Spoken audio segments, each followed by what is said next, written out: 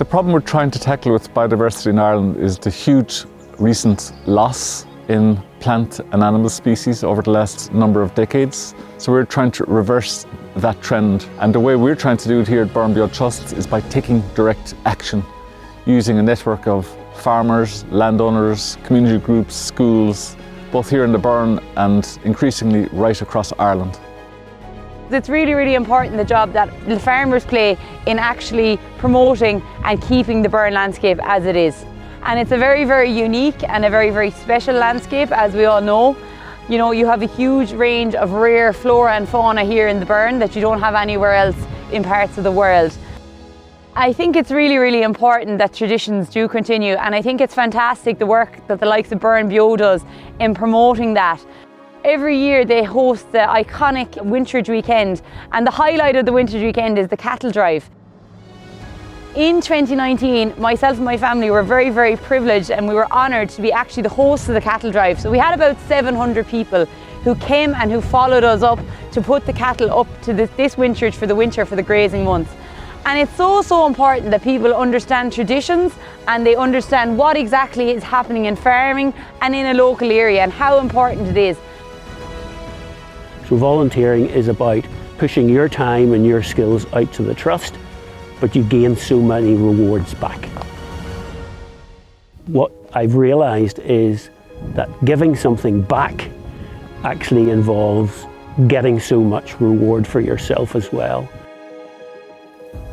You couldn't come here and not feel connected to the area, and people have a strong connection to place.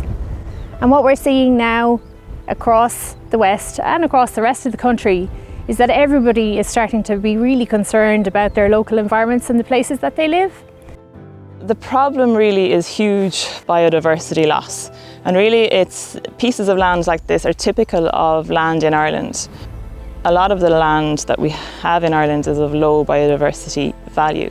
We were talking about, huge decline in insects, birds. The status of our habitats is quite low. It's not even just the data, it's that you can hear it and you can see it. I'm listening to birds now and I can hear common birds, but I can imagine 30 or 40 years ago the diversity here would have been huge compared to what it is now.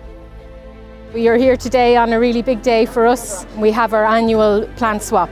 This concept came about a few years ago, just kind of mixing together a whole, things that are really important to us. So biodiversity is very important, looking after the pollinators, looking after, as you can hear, the birds, the garden, but then also the whole idea of sustainability. We're building a pergola here to grow beans and peas on. This is obviously using some willow that was actually cut from beside us here, so we're actually reusing the material that the community garden is growing. We look to demonstrate good practice on the sites that we manage, so the likes of the site here in Heritage House. The hedge is native species, it's local provenance, the grass is managed in line with the pollinator plans, so in that way we're kind of practicing what we preach. If we don't educate children to value this landscape, one has to question its future. So philanthropy that allows professionals to interpret this landscape to a new generation is incredibly important. As you kind of raise your ambition levels, the need for external funding is really there. For that reason, the external philanthropy money is so important. I see philanthropy as being hugely important to support the work that we want to do. We've got 20 years of experience of doing it here in Ireland's most biodiverse landscape, the Burren. And we've begun to share those lessons and that inspiration with communities and individuals right across Ireland. On this piece of land in particular, the fencing here was funded by philanthropists and funded by the Community Foundation of Ireland. And without that fence, this piece of land wouldn't be as protected as it is. It would be suffering from overgrazing, and we have seen the benefit of that in that we have woodland here and the understory vegetation has started to regenerate and come back now. It seems like it's just a fence line, but really without that we wouldn't be able to protect this land in the way that we are. Help from philanthropists would also help us to do more of the conservation measures that we need to do. Our donors come to us when they have goals and ambitions, and we help them to translate those goals into tangible results and into impactful giving. As funders, we always want to see impact, we want to see measurable change. The issue is that that measurable change can take years, if not decades, so that's a challenge. We support projects directly that are having an impact now, that are directly improving land use, working in regenerative farming, planting trees, preserving native species, increasing biodiversity. They're tangible outcomes that we see in the moment or over the course of a year or a couple of years. Their impact will take more than that, will take years and decades perhaps, but you can see some of the direct changes that come from those projects. But more broadly, we also have looked into and supported initiatives to change policy, to influence attitudes. You can't but be hopeful for future when you see young and old people from all kinds of communities all across Ireland who are ready to take action for nature and biodiversity.